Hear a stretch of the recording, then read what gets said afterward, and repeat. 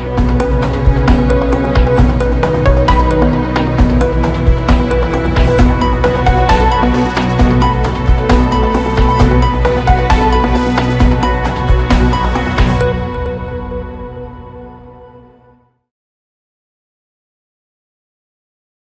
नमस्कार, मैं हूं भूपेंद्र रावत और आज मैं आपके साथ बात करूंगा। एक योजनाबद्ध तरीके से मैं आपको जिक्र कर रहा हूं। समाजवादी पार्टी के महासचिव आजम खान पर हेट स्पीच का मुकदमा दर्ज कराया गया और उन पर धारा लगाई गई।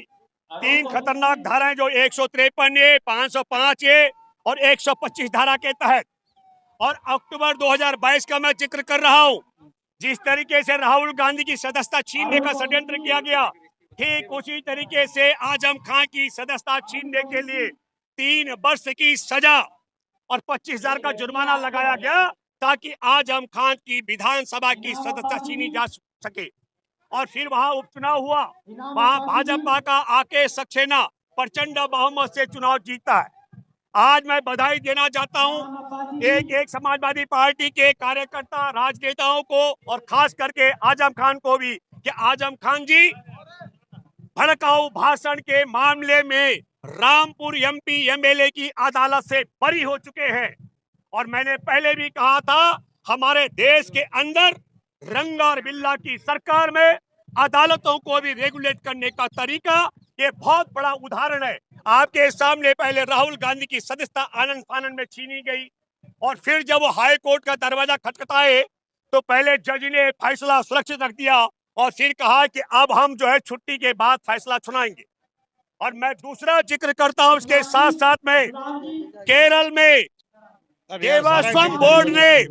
देवास्वम बोर्ड वहां पर 1248 मंदिरों की देख रेख करता है और देवास्वम बोर्ड ने केरल के अंदर एक ऐतिहासिक फैसला कर दिया।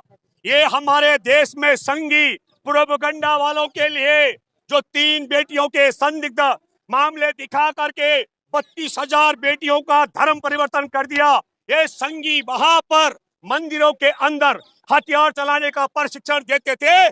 केरल के देवास्वम बोर्ड ने 1248 मंदिरों से लात मार करके संघियों को मंदिर से बाहर कर दिया। मंदिर पूजा पाठ का स्थल होता है, हथियार चलाने का प्रशिक्षण देने का स्तर नहीं होता है। ये दूसरी बात है। मैं केरल सरकार को बधाई देना चाहता हूं और बधाई देना चाहता हूं उस बोर्ड में बैठे ताकतवर निर्णय लेने वाले तमाम सदस्यों का। और कांग्रेस पार्टी ने भी इसका समर्थन किया और मेरे जैसे लोग भी समर्थन करते हैं। मंदिर मस्जिद पूजा स्थल होते हैं, आप पूजा कीजिए, वहां पर नमाज अदा कीजिए, आप गुरुद्वारे में जाकर प्रार्थना कीजिए, चर्च में जाकर प्रार्थना कीजिए। लेकिन यह हथियार चलाने का प्रशिक्षण अगर यहाँ देव स्थलों में दिया जाता है, ये घोर अपमान है।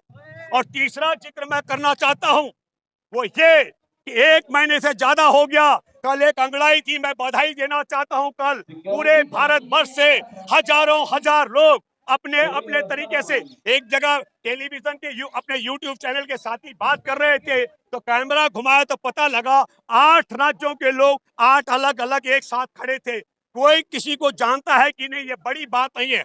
लेकिन जिस प्रकार हमारे देश में हमारे देश की पहलवान बेटियों के यौन शोषण के आरोपी ब्रजभूषण शरण सिंह को सजा दिलाने के लिए यहाँ पर बजरंग पूनिया, विनेश साक्षी और साक्षी बैठे हुए हैं, उन सब का समर्थन करने के लिए हजारों की संख्या में आए हैं। मैं आप लोगों को आश्वस्त करना चाहता हूं, जिन पुलिस कर्मियों ने कनाट प्लेस थाने के अंदर यौन शोषण के 7 पीड़ित बेटियों की शिकायत नहीं की थी, बहुत जल्दी ही मैं पहलवान बेटियों के साथ बनी कमेटी से बात करने वाला हूँ। 166 आईपीसी के तहत उन पुलिस कर्मियों के खिलाफ हम लोग कनाट प्लेस थाने में मुकदमा दर्ज कराएंगे ताकि वो 6 महीने के लिए उनको जेल की सजा मिल सके। और ये मैं इसलिए कहना चाह रहा हूँ, गलत परंपरा शुरू हो गई है, गलत संदेश चला गया देश में कि कानून बदल गया है। मेरे प्यारे देशवासियों, खासकर दलितों, आदिवासियों, गरीब किसानों, अल्पसंख्यकों और शहर के गरीबों, में आपसे अपील करता हूं, कहीं भी यौन शोषण होता है, तत्काल लिखित या मौखिक बोल करके भी अगर वहां पर बयान दर्ज कराते हो, उसकी ऑडियो वीडियो रिकॉर्डिंग जरूर कराना। और जो पुलिसकर्मी आपकी शिकायत की अनसुनी करे, जैसे भी संबद्ध हो सके, उसके खिलाफ एक मुकदमा दर्ज कराने का आईपीसी 166 ए के तहत ताकि 6 महीने के लिए उसे जेल जाना पड़े, ताकि दोबारा कोई पुलिसकर्मी इस साहस न कर सके।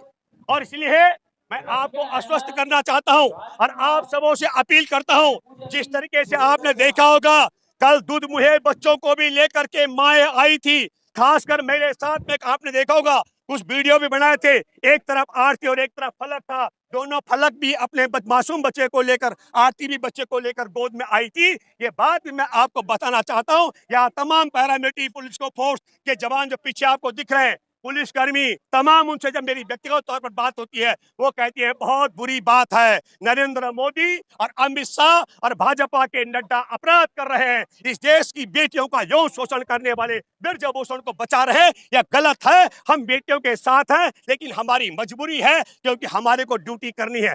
यह बात मैं इसलिए आपसे कह रहा हूं, 28 तारीख को जहां तक मेरी बात पहुंच रही हो, आवाज पहुंच रहे हो, सभी लोगों से मैं अपील करता हूं, आप सब लोगों ने सारे काम छोड़ करके दिल्ली आना है, क्योंकि इस देश में ओलंपिक पदक विजेता बेटियां जो यौन शोषण के खिलाफ यहाँ मैदान में डटी हुई हैं, बेटियों को न्याय दिलाने के लिए और ब्रजभूषण शरण सिंह को बचाने के लिए पूरी भाजपा और मोदी सरकार अड़ी हुई है, उसको सबक सिखाने के लिए 28 तारीख को हमारे देश के अंदर नई संसद भवन का उद्घाटन, ठीक उस दिन जिस दिन देश से गद्दारी और अंग्रेजों से 50 रुपए मासिक का पेंशन लेने वाली यारी निभाने वाला सावरकर का जन्मदिन है। और अगर मैं चंद्रशेखर आजाद की भाषा में बोलूं तो चंद्रशेखर आजाद की भाषा में शहीद आजम भगत सिंह के अहम सहयोगी ने एक पुस्तक लिखी, सिंह लोग, उसमें यह कहा था कि ये सावरकर हमारे देश के क्रांतिकारी आजादी के नायकों को भाड़े के हत्यारे के रूप में समझता था, इसलिए उन्होंने इसका संबोधन कहा था, इसे हरामखोर कहा था, उसका जन्मदिन है।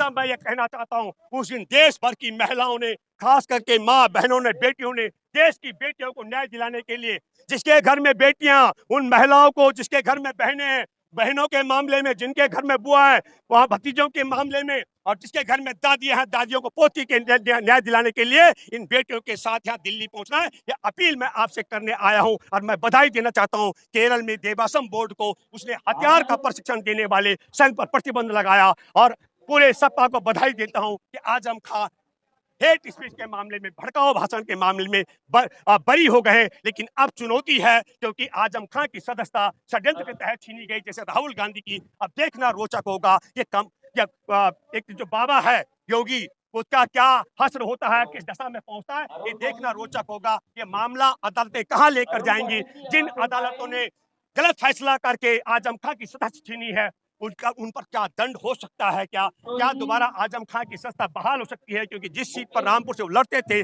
उस सीट पर इनका आकाश सक्सेना प्रचंड बहुमत से चुनाव जीत चुका है। ये सब हमको सोचना पड़ेगा, अदालत से लेकर पुलिस तक, मीडिया से लेकर के तमाम राजनेताओं को, नौकरशाहों को ये रंगा और बिल्ला रेगुलेट कर रहे हैं, जो हमारे देश के संविधान, न्यायपालिका और कार्यपालिका और देश के लोकतंत्र भाईचारे के लिए बहुत बड़ा खतरा है। धन्यवाद। जय हिंद, जय जवान, जय किसान, जय संविधान। सब्सक्राइब करें हमारे YouTube चैनल को और बने रहें हमारे साथ।